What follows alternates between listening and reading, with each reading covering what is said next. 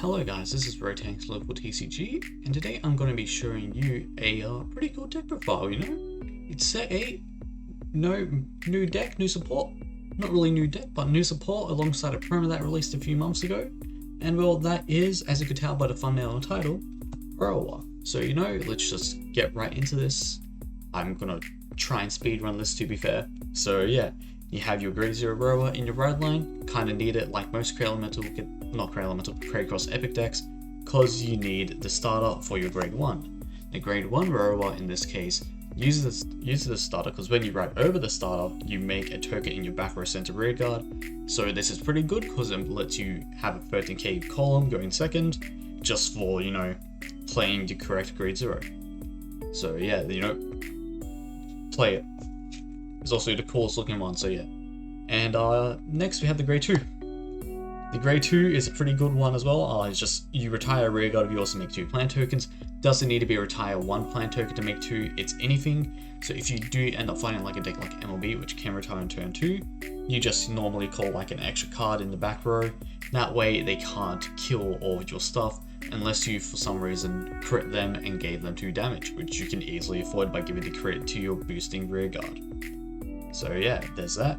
And then next we have the grade 3 Rorowa, which is, this cool lad over here. He has one pretty good ability in the main phase, which is just once a turn on Vanguard, you can Soul Blast 1 to make 3 plant tokens. Oh yeah, you just make 3 plant tokens, which is very good because you have, you have 2 abilities that want to kill as many things as possible really, your Order and your Momoke, so yeah, pretty good. And then you also have your when this unit is attacked ability. So when he is attacked, you can just retire as many of your token units as you want to, and then he gets 5,000 for each unit retired for this cost. So you just have two or so excess tokens on the field, and that's a free 10k shield, unless the opponent is able to get rid of those.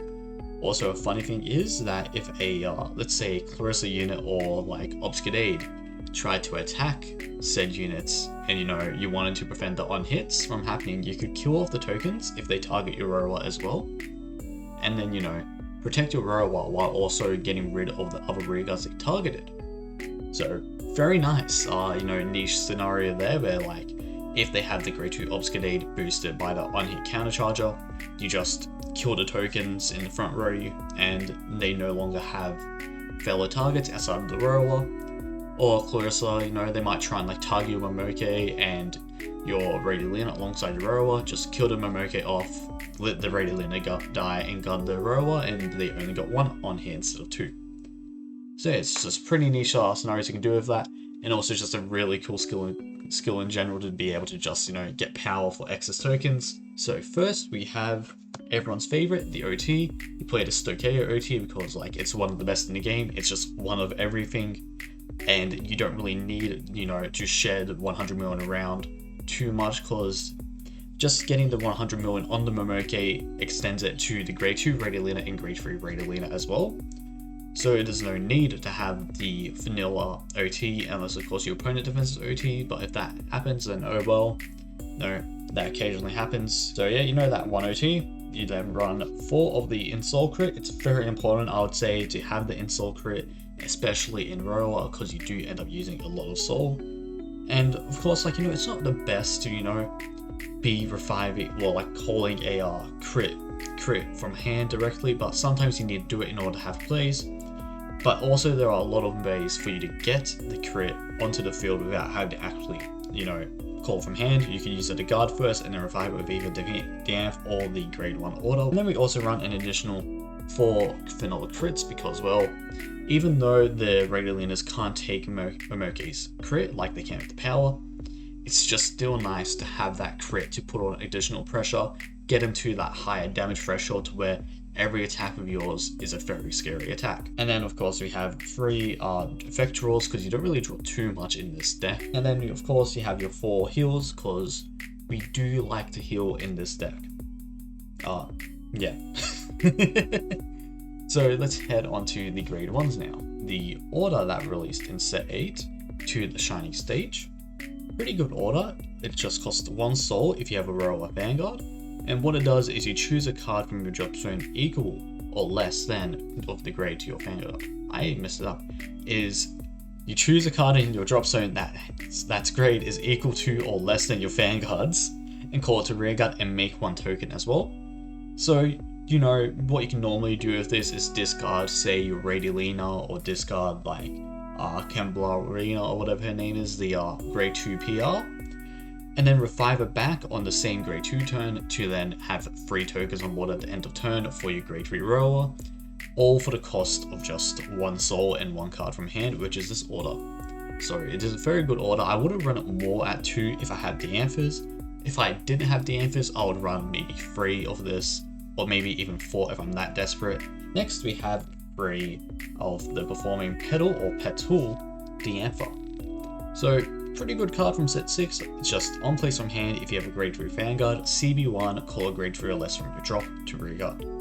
So, you know, just another way to recycle the Radiolina, as I mentioned before, because it is very important to have that just consistent line of grade 2 into grade 3 Radiolina combos, as your grade 3 Radiolina doesn't get the power from the Momoke, so it makes for a really weak push turn if you do end up having the grade 3 Radiolina. And well, I also run 4 PG. I don't have the Elementari in here because I'm not buying more TDs. Now we're going to start off with the most important grade 2 of the deck, which is the grade 2 Radiolina. The first Radiolina we had for this deck in set 5. And well, she has just one very simple act ability, which is a CB1, and you make a Momoke token. I forgot to get that out, let me get it out. Grade 2 Radiolina, CB1, you make this Momoke token right here. And well, what the Momoke token can do is, once per turn on rearguard, you can retire as many of your other rearguards as you wish to, and get 5,000 per rearguard you retired for his cost, which is the retire rearguards as many as you want. And then, well, also it has a glitter effect, which is, you know, the whole key mechanic of Pro Cross Epics, which is just when you have a Rorowa Vanguard, if you have a Radiolina in the same column as this unit, Momoke can attack from the back row, meaning that your deck goes from a 3 attack deck to a 4 attack deck. And well, Radiolina also has a glitter effect as well that works with Momoke. So glitter Rorowa, if you when she attacks, sell +1 and choose a token in the same column as this unit, and she will gain the power of that unit for that battle. So, you know, you make this Momoke big by killing like 3 rearguards, it's 20k power, you get a trigger, it's 30k power, you swing with this behind the Radiolina for a total of 30k, pretty good number, and you swing with this Radiolina and Soul +1 to make it 40k. So you get to, you know, do some pretty good attacks with this deck. You do hit 4 at minimum most of the time, and you should always be hitting 4 as well, hopefully, so yeah. And there's not very much else to say outside of that with the tokens, so let's get her out of the way. And then next is the grade 2 promo that released in the same promo pack as the grade 3 order for Rorowa, which we'll get into shortly. And well, this grade 2 PR is pretty good PR, I like it a lot, because at the end of turn you can retire this unit to call up to 2 plant tokens.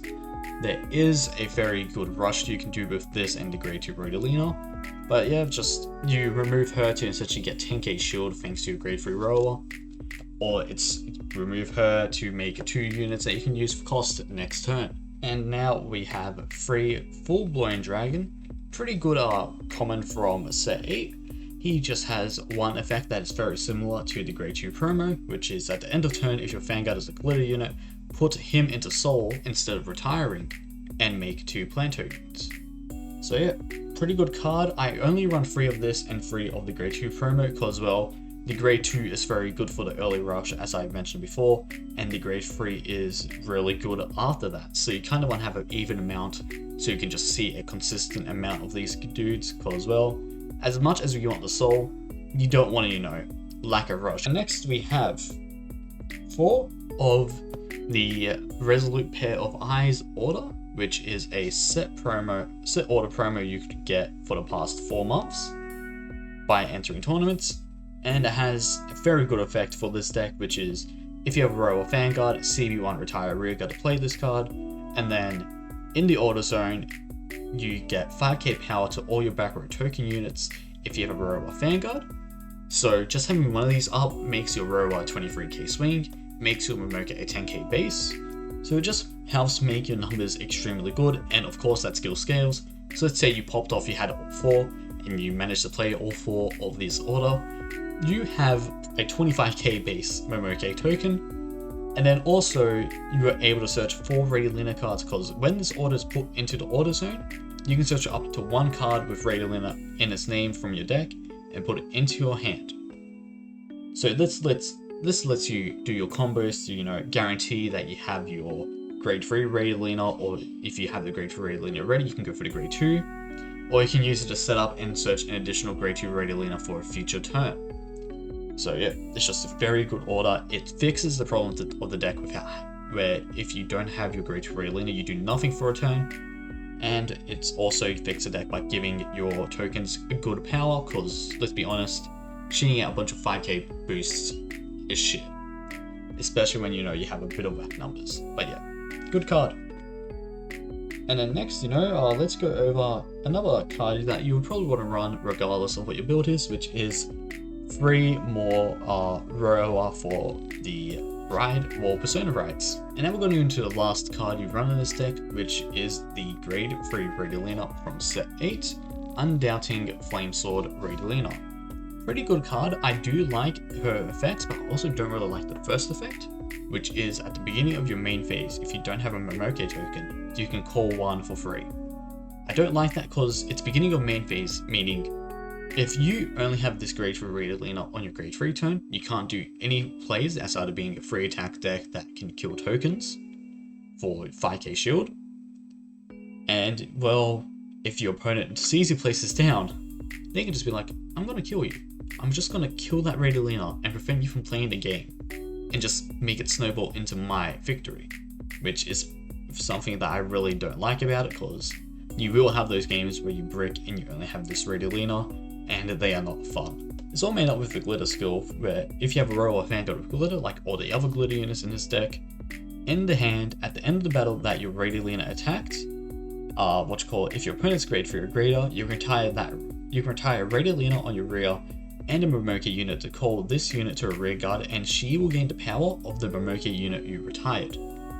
So this is essentially just a good way to get that 5th attack which the deck lacked, and it's also a 5th attack that will normally be hitting around for the 33 to 43k line without your Persona ride. It will normally max out at about 48 without Persona ride and without hitting too many triggers. But you know, pretty good effect, pretty good card. It really makes this deck just pack so much more of a punch. As before with 4 attacks, you didn't really have that finishing blow, but now with this, you're just able to really pummel the opponent bad. Alright, and thank you for watching. This has been a fun deck profile to do. I do hope you enjoy. I won't be doing the whole combo line thing, as we have a video for Rorowa coming up on Friday against, you know, a bit of a unexpected deck to match up against this. But we did what we had to during that one recording day, and well, it was quite fun, and it is a fun fight to watch. So do stay tuned for the Friday upload this week. Bye bye.